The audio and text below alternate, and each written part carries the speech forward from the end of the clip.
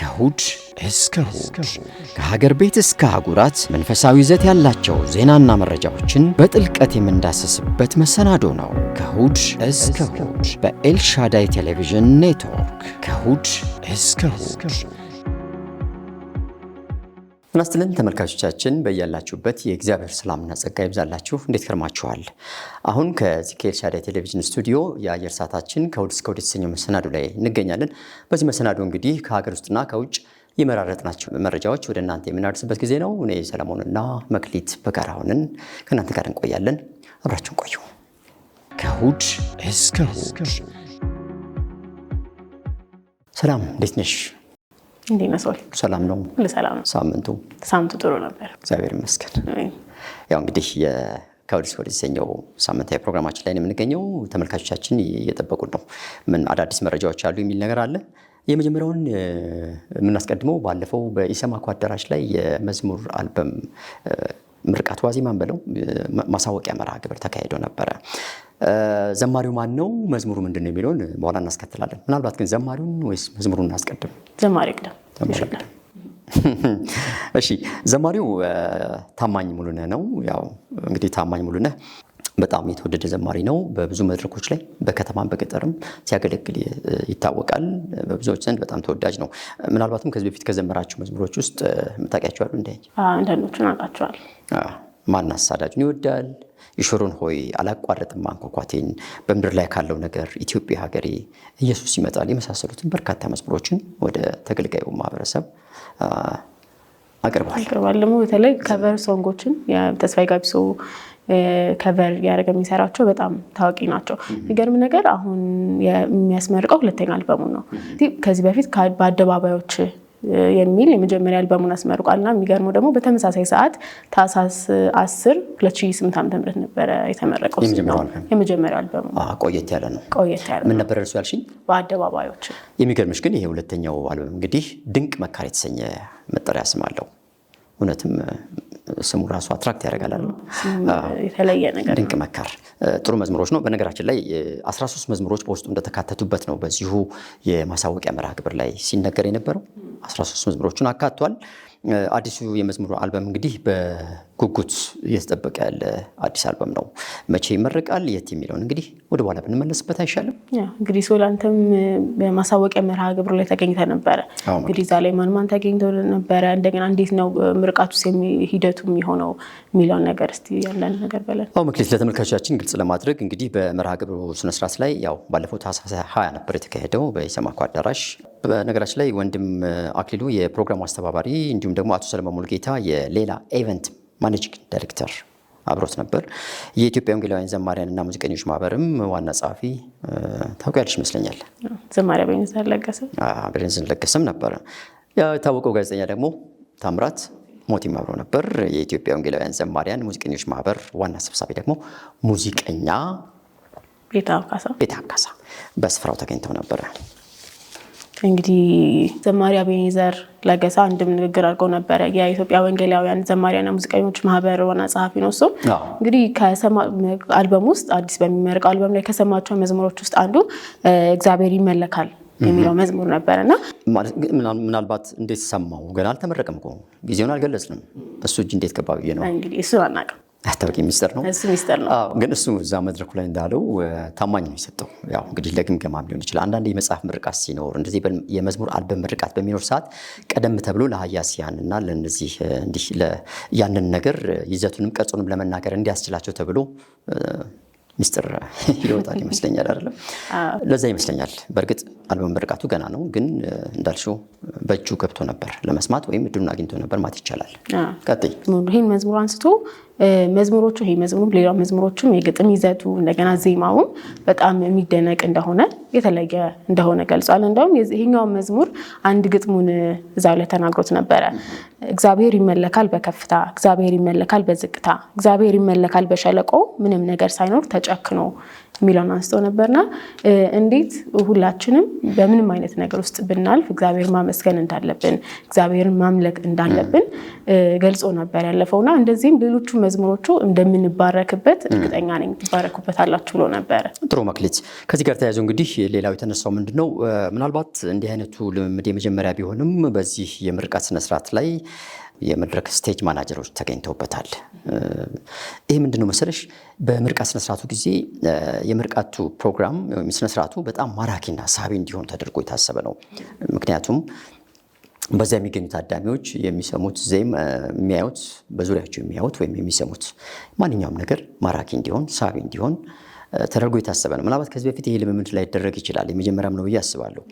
እና እንግዲህ የስቴጅ ማናጀር ባለበት በጣም በደማቅ ስነ ስርዓት ነው ይሄ የመዝሙር አልበም ምርቃት የሚካሄደው። እንግዲህ እንደዚህ አይነት ነገር አልተለመደም አይደለ? ብዙ ጊዜ ወይ መዝሙር ድግሶች ላይ ነው ወይም ኮንፈረንሶች ላይ ነው። በዚህ ደረጃ ለመዝሙር ምርቃት ዝግጅት እንግዲህ የመጀመሪያው ነው። እኔ ሰምቼ አላውቅም ነበር። አዎ የመጀመሪያውን ያልኩሽ ለዚህ ነው። እንግዲህ ታዳሚዎች ወይም ተጋባዥ እንግዶች እንዲደሰቱ ለማድረግ ነው። ማለት በሚያዩት በሚሰሙት ነገር ሁሉ ጥሩ ደስታ እንዲፈጠርላቸው ታስበው የተደረገ ነው። ምናልባት በቀጣይ እንግዲህ ለሌሎችም ጥሩ ማሳያ ይሆናል ብለን እንጠብቃለን። የሚከተሉት ይመስለኛል በእርግጠኝነት። እና ዘማሪ ታማኝ ደግሞ ሌላ የተናገረው ምንድነው? ይሄ 2 ዓመት ነው የፈጀበት ይሄን አልበም ለመስራት መዝሙር ለማዘጋጀት። ይሄ ቀላል ጊዜ እንኳን አይደለም። ቀላል ጊዜ አይደለም። 2 ዓመት በጣም ብዙ ነው። እንዲሁ ካሰብነው ከቆጠር ነው ራሱ በጣም ብዙ ነውና ምን ያህል በጣም ብዙ ቻሌንጆችን እንዳለፈ እና በዚህም ደግሞ እግዚአብሔር እንዳስጨከነው እንዴት ጨክኖ እንዲያልፍ እግዚአብሔር እንዴት እንደረዳው ነው ገልጾልን የነበረውና መዝሙሮቹ የሚገርመው ነገር እስካሁን የተዘመሩ አይደሉም። የትኛዎቹ መድረክ ላይ አልዘመራቸውም። አዳዲስ መዝሙሮች ናቸው። ምናልባት ይሄ 2 ዓመት ፈጅ የሚባለው ነገር አንዳንድ ጊዜ አሁን ይሄ በልብ የሚሰሩ እንትኖች አሉ የሚወጡ መዝሙሮች ወይም በችኮላ የሚሰሩ መዝሙሮች ለዚህ ጥሩ ማሳያ ይመስለኛል። ምክንያቱም 2 ዓመት በጉዳዩ ላይ መጸለይ 2 ዓመት ማብሰል ማለት ያው አውትፑቱ ወይም ውጤቱ ጥሩ እንዲሆን ተደርጎ ታስቦ ነው። ያንን ታሳቢ ተደርጎ ነው። አንዳንዴ ግን እንዲሁ አጋጥሞሽ አያውቅም እንደ ቶሎ በስሎ ይሄ ምን ሰኞ ምን ተብሎ ለማክሰኞ የሚደርስ አይነት ነገር የሚያጋጥመን ጊዜ አለ። ይሄ ጥሩ ማሳያ ይሆናል። የታማኝ መዝሙር 2 ዓመት ሙሉ እንግዲህ በደንብ ተደርጎ በዝግጅት ደረጃ የበሰለ እንደሆነ እዚህ ውጤቱም ጥሩ እንደሆነ ደግሞ እንደምናየው ተስፋ አደርጋለሁ። የሚገርም ሰው እንግዲህ እኛ ይህን የተወያየን ባለንበት ሰዓት እንግዲህ የምርቃቱ ዝግጅት ጀምሯል። ዛሬ እሑድ ታህሳስ 26 ነው ምርቃቱ የመዝሙር ምርቃቱ የተመረቀ ያለው።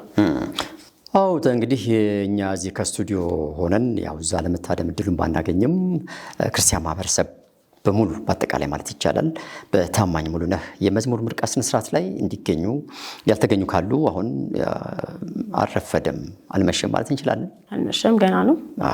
8 ሰዓት ነው የሚጀምረው። 8 ሰዓት ነው በሃሎት አማኑኤል ህብረት ቤተክርስቲያን። ሃሎት አማኑኤል ቤተክርስቲያን። ስለዚህ ወደዛ ተመልካቾቻችን እንግዲህ ያልሄዱ ቢሄዱ የሄዱም ደግሞ ባሉበት መልካም እና ጥሩ ጊዜ እንዲሆንላቸው እንመኛለን። እኛም ከዚህ ሆነን እንግዲህ መልካም የምርቃት ጊዜ ይሆነን ለዘማሪ ታማኝ ሙሉነህ እንኳን አደረሰ እንለዋለን። ጥሩ ጊዜ ተመኘን። ወደሚቀጥለው እንለፍ መክሊት። የሚቀጥለው መሰናዷችን ልዩነትን በማጥበብ ሰላምን እንገንባ በሚል ሀሳብ ሀገር አቀፍ የወጣቶች የሰላም ኮንፈረንስ ተካሂዶ ነበረ። እንግዲህ ያዘጋጁት ይሄን ደግሞ ኤምፒዩ እና ከሌሎች አጋር ድርጅቶች ጋር በጋራ በመሆን ነበረ። ፕሮግራም ላይ ወደ 100 የሚጠጉ ወጣቶች ተገኝተዋል። ከተለያዩ ክልሎች የተገኙት ይህን ጨምሮ እንግዲህ የኤምፒዩ በስዊድን ሀገር የሚገኝ የፔንቴኮስታል ህብረት ሲሆን በሀገራችን ወደ 19 የሚደርሱ አካባቢዎች ላይ በ19 በሚሆኑ ክልሎችን በለው ወይም አካባቢዎች ላይ ከአጋር ተቋማት ጋር በመሆን ነው ይሄ ወጣቶችን የልማት አጋር ለማድረግ የሚሰራ ተቋም ነው። በነገራችን ላይ ይሄ ተቋም ማለት ነው። ተልእኮም ደግሞ እንዲሁ የሚያሰለጥናቸው ወጣቶች ወጥተው ከስልጠና በኋላ ደግሞ ሌሎችንም እንዲያሰለጥኑ ነው ተልእኮ አድርጎ የተነሳው። በተጨማሪም ደግሞ ከወጣቶች ባለፈ እንደዚሁ ይሄው ኤምፒዩ የተሰኘው ተቋም በሃይማኖት አባቶች ላይ በማተኮር የሚንቀሳቀስ ነው። ይህንን የተናገሩት እንደውም በቦታው ላይ የኢትዮጵያ ዳይሬክተር የሆኑት በኤምፒዩ የኢትዮጵያ ዳይሬክተር የሆኑት ዶክተር ዮሐንስ ኃይለማርያም ነበር የተናገሩት። ያው ከወጣቶችም ባለፈ አባቶችም ላይ እንዲህ አይነት ስራ ሰላምን የማስፈን አይነት ስራ አብሮ እየተሰራ መሆኑን የተናገሩት። እንግዲህ የተሳታፊዎቹ ምላሽም የነበረው እንደዚሁ ከዚህ ከወጡ በኋላ በአካባቢያቸው ከሚገኙ ሃይማኖት አባቶች ጋር በጋራ በመሆን በሰላም ዙሪያ የተለያዩ እንቅስቃሴዎችን ማድረግ መቻላቸውን ገልጸው ነበር። እንዳልሽው ነው እንግዲህ ተሳታፊዎች በሰጡት ምላሽ በየአካባቢያቸው ከመሪዎቻቸው ጋር ልክ ይህን ስልጠና ጨርሰው በሚሄዱበት ክልል ላይ ያው ሰላምን ለማስፈን በሚደረገው እንቅስቃሴ ጥረት ካለው በአካባቢያቸው ላይ ካለው ህብረተሰብ ጋር ወይም ደግሞ ከሚመለከታቸው አካላት ጋር በጋራ በመሆን ይበልጥ እንደሚሰሩ እገዛም እንደሰጣቸው ነው ስልጠናው ቦታው ላይ የተነገረው። እንግዲህ ይህ ተቋም የተለያዩ አጋር ድርጅቶች ወይም አጋር ተቋማት አሉት። ከዚህም ውስጥ የወንጌላውያን አብያተ ክርስቲያናት ህብረት፣ የሙሉ ወንጌል ልማት ኮሚሽን፣ የመካነ ኢየሱስ የልማት ድርጅት እና የኖርዌጂያን ቸርች ኤድ ይገኙበታል። ከዋናው ከኤምፒዩ ተቋም ጋር አብሮ በጋራ የሚሰሩ ማለትሽ ነው። ጥሩ። በዕለቱም የተለያዩ ርዕሰ ጉዳዮች ዙሪያ ወጣቶች ስልጠና መውሰድ ችለው ነበር፣ ሰጥቷቸዋል። ተመልካቾቻችን ከሀገር ውስጥ የመራረጥናቸው እነዚህ ነበሩ። እስኪ ደግሞ ወደ ውጭ መለስ ስንበልና ምን አዳዲስ ነገሮች አሉ የሚለውን ከእናንተ ጋር ቆይታ እናደርጋለን። አሁንም አብራችሁ እንድትቆዩ ጋብዘናችኋል። ከእሑድ እስከ እሑድ መክሊት፣ ወደ ውጭ መሰናዶ ስንሄድ የሚገርም ጥናቶች ተካሂደዋል። 2 አዳዲስ ግኝቶች ናቸው። አንደኛው እስካሁን በተደረገ ጥናት በመጽሐፍ ቅዱስ ውስጥ ካሉት ጠቅላላ ምዕራፎች ከዘፍጥረት እስከ ራዕይ ካሉት የመጽሐፍ ምዕራፎች ወይም መጽሐፎችን በለው ከዛ ውስጥ በጠቅላላ በመልእክት ደረጃ ከተቀመጡት በጣም ተደርጎ የተነበበ በጣም የተነበበ ተወዳጅ ኮትስ የተደረገ ጥቅስ አለ። ይሄ እንግዲህ እኛ በሪሰርች ደረጃ የምናውቀው ሌላ ነገር ነው አይደለም። ወደ ሳይንሱ ወይም ወደ ከጤና ጋር ከምግብ ከምናምን ጋር የተያዘ ወይም ደግሞ ከቴክኖሎጂ ጋር የተያዘ ብቻ ነው። እዚህም ላይ ጥናት እየተደረገ ነው ያለው። ስለዚህ ምን ጥናት ነበረ፣ ምንስ ተገኘ የሚለው ነገር እጅግ በጣም አጓጊ ነው። የትኛው የመጽሐፍ ቅዱስ ክፍል ወይም መልእክት ቃል በቃል ተወዳጅ ተነባቢ ብዙ ተነባቢ ያገኘ የሚለው በጥናት ተደርሶበታል። አይገርም? ይገርማል። በጣም ነው የሚገርመው። እንደዚህ አይነት ጥናት መኖሩም በጣም ይገርም ነው። ይሄ ብቻ አይደለም መክሊት፣ ይሄ ብቻ አይደለም። ከወንዶችና ከሴቶች ከኔና ካንቺ ማለት ነው የትኛው ጾታ ክፍል በለው የጾታ መደብ የበለጠ መጽሐፍ ቅዱስን ለማንበብ ጉጉት አድሮባቸዋል? ይህ ምናልባት እንግዲህ በ2025 ፈረንጆቹ በነበረው ዓመት ላይ የተደረገ ጥናት እንግዲህ ወንዶች ናቸው ሴቶች ይበልጥ መጽሐፍ ቅዱስን ለማንበብ ተነሳሽነትና ጉጉቱ ያላቸው የሚለው ይህም በጥናት ተደርሶበታል። ምርጥ ሪሰርች አይደል? እንግዲህ አንቺ ምድብ ራስሽ ታውቂያለሽ። እናያለን ማን እንደሚያሸንፍ እሱን በኋላ እንገልጸዋለን። ማን ያሸንፋል የሚለው አንቺና የአንቺ ተከታዮች ወይም እኔና የኔ ተከታዮች እንግዲህ አንዱ ይለያል። ወንዶች ወይ ሴቶች መጽሐፍ ቅዱስን ለማንበብ ተነሳሽነት አላቸው የሚለው እንደተደረገው ጥናት እናፈነደዋለን። እንግዲህ ውጤታችንን እናያለን። በነገራችን ላይ በዓለም ዙሪያ በጣም የተጠናው የመጽሐፍ ቅዱስ ክፍል የትኛው ይመስልሻል አንቺ? ድገምት። በዓለም በመጽሐፍ ቅዱስ በአጠቃላይ ከመጽሐፍ ቅዱስ ክፍል በጣም የተጠና የተወደደ የተነበበ የተፈተሸ እንበለው የትኛው ይመስልሻል? ይህ ትንሽ ከብዳል ለመገመት። ከበደሽ? ከበደኝ። እሺ ግድ የለም ጥናቱ ይነግረናል። በዓለም ዙሪያ ያሉ አማኞች የሚገርምሽ ከቅዱሳን መጽሐፍት ጋር እንዴት የተገናኙ እንደሆነ የሚከታተል ሎጎስ የሚሰኝ አንድ ተቋም አለ። ይሄ ሪሰርች የሚሰራ ነው። በዓመት ውስጥ በጣም ከተጠኑት የመጽሐፍ ቅዱስ ጥቅሶች ከብሉይና ከአዲስ ኪዳን እንግዲህ ወደ አዲስ ኪዳኑ ነው ያደሉት እና በአዲስ ኪዳን ውስጥ ሁለተኛ ጢሞቴዎስ ምዕራፍ 3 ቁጥር ጨርሽም 16 የሚገርም ነው። አልጠበቅኩም። በነገራችን ላይ መልእክት ታውቂዋለሽ? በቃሌ አላውቀውም። እንዳነበብሽው በቃሌ ግን አልያዝኩትም። እንዳነበብሽው ግን እርግጠኛ ነኝ። በቃል ለማለት የተቸገርሽው። ግድ የለም ላግዝሽ። የእግዚአብሔር ሰው ፍጹምና ለበጎ ስራ ሁሉ የተዘጋጀውን ዘንድ የእግዚአብሔር መንፈስ ያለበት መጽሐፍ ሁሉ ለትምህርትና ለተግሳጽ ልብንም ለማቅናት በጽድቅም ላለው ምክር ደግሞ ይጠቅማል ይላል ይኸው መልእክት። ይሄ ነው አንደኛ የወጣው የመጀመሪያውን ደረጃ ያዘው። ስለዚህ እንግዲህ ምን ተሰማሽ? የጠበቅኩት አልነበረም። አሁን ዮሐንስ 3:16 እንደዛ የተለመደ ነው ሁል ጊዜ የሚጠቀማቸው እነሱን ነበር የገመትኩት። ይሄ ትንሽ አንቺ ግምቲ ምን ቢሆን ጥሩ ነው ብትይ ነበር? እንደው ውስጥሽ ካለው ከምትወጂው ሁሉም ይወደዳል። ሁሉም ይወደዳል። በእርግጥ እንግዲህ ጥናቱ ይህንን ያሳየን። ሌላው መክሊት ምን ነበር የሚገርምሽ? ዘ ባይብል ስተዲ ፕላትፎርም ሎጎስ ይኸው ተቋም ባወጣው ሪፖርት በ2025 ማለት ነው ባሳለፍነው የፈረንጆቹ ዓመት 76 ሚሊዮን የመጽሐፍ ቅዱስ ጥናቶች በዛ ላይ ነው የተደረገው ጥናቱ። 76 ሚሊዮን ባይብል ስተዲ ወይም የመጽሐፍ ቅዱስ ጥናት ክፍለ ጊዜዎች በዛ ውስጥ የተካተተ ሪሰርች ነው። እንግዲህ እነሱ የተጠቀሙበት መንገድ ይኖራል። በምን መልኩ ወደ አንባቢያኖቹ እንደደረሱ ወደ አጥኞቹ እንደደረሱ ያው ሲስተሙ ይኖረዋል። ግን በ164 ሀገሮች ይመስለኛል 164 ሀገሮች አንቺ ጋር ለመረጃው ወደ 4 ሚሊዮን የሚጠጉ ሰዎች መካከል ላይ እንደውም ከዛ ውስጥ ብራዚል አለ፣ ሜክሲኮ አለ፣ ደቡብ ኮሪያ፣ እንደገና ሲንጋፖር፣ ጀርመን እነዚህ ሀገሮችም ጥናት ውስጥ ተካተው ነበረ። የኛስ ሀገር ኢትዮጵያ የለችም ወይ ነው ጥያቄው? አንባቢ የለም እንዳትዪ። አይ ይኖራል። ብዙ መጽሐፍ ቅዱስን የሚወዱ የሚያነቡ የሚያጠኑ አሉ፣ ብዙ አሉ በጣም። ዘመኑም ደግሞ ግድ ይለናል አሁን አይደል? ይበልጥ እንድንዘጋጅ መጨረሻው ዘመን እየመጣም አይደለ? አዎ። ምናልባት እንግዲህ ኢትዮጵያ ምናልባት ስላልተካተተችውን ተካታ መረጃሽ ላይ አላቀበልሽንም። እንግዲህ ሌላው ምንድነው መግለጫውን የተናገሩት ደግሞ የሎጎሱ የዚሁ የሪሰርች ቡድኑ ወይም ተቋሙ ኃላፊ ፕሬዚዳንት የሆኑት ክሪስ ሙጋራ ናቸው። እሳቸው ለክርስቲያን ፖስት በሰጡት መረጃ ነበር ይህንን ይፋ ያደረጉት ጥናቱን መግለጫ ማለት ነው። እንግዲህ በጣም ተወዳጅ ከሆኑት ደግሞ የመጽሐፍ ቅዱስ ትርጉሞች መካከል 2 መጽሐፍ ቅዱስ ትርጉሞችን ገልጸውልን ነበር። እነማን ናቸው እባክሽ? ትርጉም ስትይ እንግዲህ እኛ የምናውቀው አዲሱ መደበኛ ትርጉምና እንደዛ ማለትሽ ነው? ሌላ ናቸው እነዚህ። ንገሪኝ። እነዚህ የተለዩ ናቸው። ኔስል አላንድ 28 የሚባልና ኖቨም ቴስትሜንተም ግራኬ የሚባላሉ። የአዲስ ኪዳንን የተረጎሙ ከትርጉም ነው። በትርጉም ደረጃ በጣም ተወዳጅ ናቸው። ምናልባት እነዚህ ለእኛ ግን እንግዳ ይመስለኛል። ለእኛ እንግዳ ናቸው። ምክንያቱም በአማርኛ ቋንቋም ስላልሆኑ ለእኛ እንግዳ ናቸው። ኤኒዌይ ግን ትልቁን ደረጃ ይዘዋል ነው የምትይኝ? ወይም ደግሞ ከፍተኛ ደረጃ በትርጉም ደረጃ ተወዳጅ ሆኖ ነበረ። ምናልባት ተወዳጅ ስንል እንግዲህ ብዙ አንባቢያን ማግኘታቸው ይሆን? ከመጠቀም አንጻር ብዙ ተጠቃሚዎች አሏቸው፣ ተጠቃሚና ተፈላጊነታቸው ማለት ነው። ትክክል መክሊት። ይኸው ሪፖርት እንዳለው ደግሞ የሚገርምሽ የባይብል አጥኚዎቹ ማለት ነው በጣም የተጠቀሟቸው ከመጽሐፍ ቅዱስ ውስጥ የሚገኙ 3 ቃል ተናግረዋል ወይም ሪሰርች ውስጥ ተካቷል። እንዲህ አይነት ሪሰርች ግን ደስ አይልሽም? ደስ ይላል በጣም እና በጣም እስከራይ ሪሰርች ደስ ይላል። አዲስ ነገር አዲስ እውቀት ስለሆነ መለመድም አለበት። አንደኛ ተነሳሽነትን ይፈጥራል።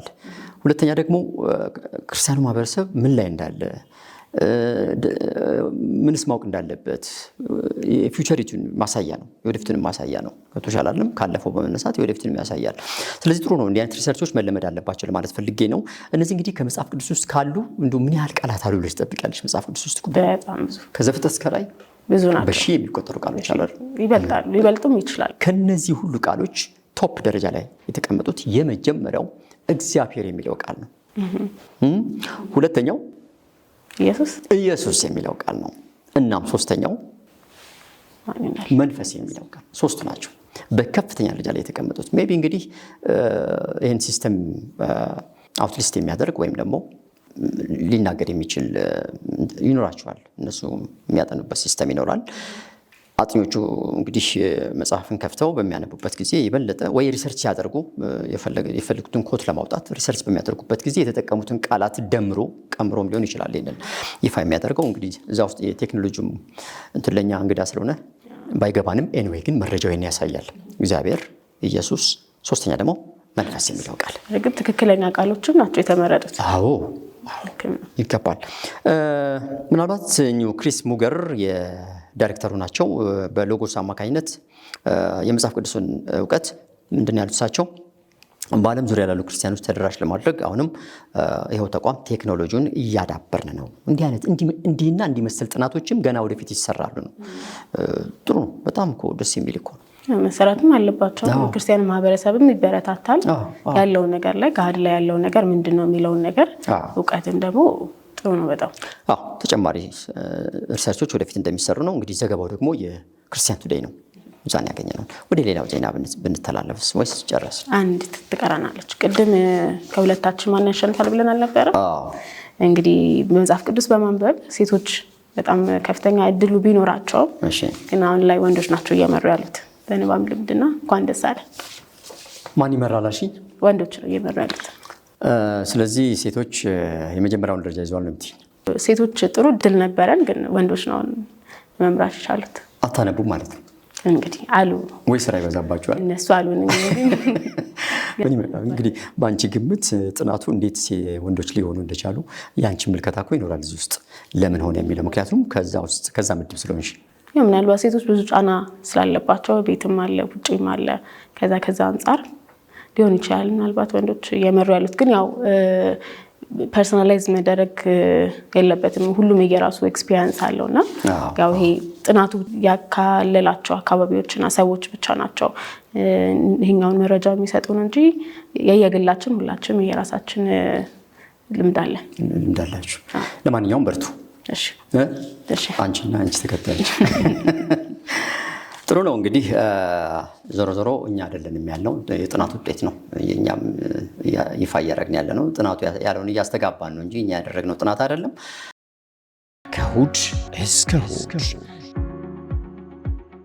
የተወዳችሁ ተመልካቾቻችን ከእሑድ እስከ እሑድ የተሰኘው መሰናዶ እየተከታተላችሁ ስለሆነ እግዚአብሔር አምላክ ይባርካችሁ መሰናዷችን አላለቀም አንድ የውጭ መረጃ ይቀረናል እሱን እናቀብላችሁና በዚህ እንቋጫለን መክሊት ምናልባት ወጣቶችና በአረጋውያን መካከል በተለያየ እድሜ ክልል ማለት እንችላለን አንድ ጥናት ተሰርቶ ነበር ዛሬ ከጥናት አልወጣንም ጥናት ነው ያቀርብን ሪሰርች ውስጥ ያለ ነው ጥሩ ነው ግን በዚህ ጥናት እንግዲህ ምንድነው የተደረገው በወጣቶችና ከአረጋውያን የትኞቹ እግዚአብሔርን የማመስገን እድላቸው ከፍተኛ ነው ወይም በጣም አመስጋኞች የሆኑት የትኛው እድሜ ክልል ላይ የሚገኙ ናቸው የሚል አንድ መረጃ ይፋ ሆኗል እንደውም የሚገርምሽ ይሄ መረጃ ይፋ የሆነው የክሪስማስ ወይም ደግሞ ይሄ አዲሱ የፈረንጆች ዓመት ከመግባቱ ዋዜማ ላይ የተለቀቀ ይፋ የተደረገ መረጃ ነው ይሄ በጣም የሚደንቅ መረጃ ነው እውነት ነው ማለት እንግዲህ ስለዚህ የምስጋና አይነቶችም ሰው የሚያመሰግንበት የተለያየ ሞቲቭ ይኖረዋልና አንዳንዱ ለሆነለት ብቻ ያመሰግናል አንድ ነገር ሲደረግለት የቤት ሲገዛ ሊሆን ይችላል መኪና ሲገዛ ሊሆን ይችላል የሆነ ነገር ሲደረግለት ብቻ የሚያመሰግን አመስጋኝ አለ እንዳልሽው ነው ሌላው ደግሞ ለሆነለትም ላልሆነለትም ደግሞ ማመስገን የሚወድም አለ ምናልባት የኛው ትንሽ ቻሌንጅ አለው ይመስለኛል ሰው ሳይሆንለት እንዴት ያመሰግናል ግን አሉ እንዳታ መስጋኞችም አሉ ጥናቱ ይናካቷል ደግሞ ተፈጥሮንም ያመሰግኑ አሉ ኔቸር እግዚአብሔር የሰራቸው ነገሮች አንዳንዶቹ ስለ አካላቶቻችን ሊሆን ይችላል ስለ ፀሐይ ስለ ጨረቃ ስለ እጽዋት ስለ ምድር እግዚአብሔር ስለፈጠራቸው ነገሮችም ያመሰግኑ አሉ እሱም ላይ እኔም አለሁበት መክሊት በነገራችን ላይ በጣም ማመስገን የምወደው ቀና ስትይ የምትመለከቱም ፀሐይ ጨረቃ የማታ ከዋክብት ምን ያው እንግዲህ ጸሐፍት ደራሲያን ሁሉ ይቀምሩታል በብዕራቸው በቀለማቸው ተነግሮ አያልቅም የእግዚአብሔር እጅ ስራ ውጤት በጣም ሚራክል ነው ዝቅም ብትይ ወደ መሬት ጎንበስ ብትይ እጽዋቶቹን መሬቱን አለቱን ሁሉ ነገር ስንቱ ስለዚህ ከዛ አኳያ እንደውም አንዳንድ ጊዜ እኮ ከድካም እንድትበረቺ